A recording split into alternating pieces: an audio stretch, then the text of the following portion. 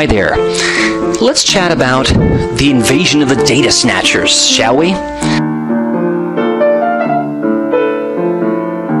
In a recent op-ed for the New York Times, Bill Keller lays out an interesting real scenario where a local editor legally obtains location information and proposes to publish it in the newspaper.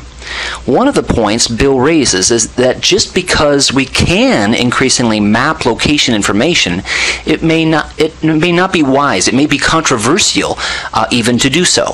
For example, when a newspaper mapped the names and addresses for 33,000 gun owners in 2 counties, thousands of protests came from gun owners and non-gun owners alike. We may protest the type of mapping like I've just described, but we're also acquiescing to sweeping erosion of our privacy in many areas of life, prompting Bill to say, when it comes to privacy, we are all hypocrites. What are the implications for the GIS community? In a book that Jill Clark and I wrote called The GIS Guide to Public Domain Data, and on this Spatial Reserves blog that we both maintain, we dive into issues of privacy.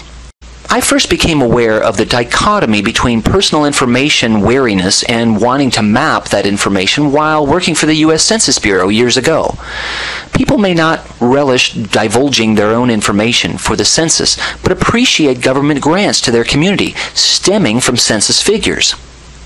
How did you feel, for example, back in the 1990s when grocery chains began offering those plastic cards as a way to offer discounts? You knew they would track your purchases, and they did.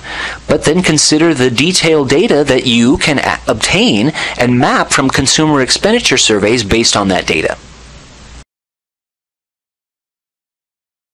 I think that what makes people nervous is not so much the publishing or mapping of data in aggregated form, but the fact that individual records are stored online and then potentially accessible to many.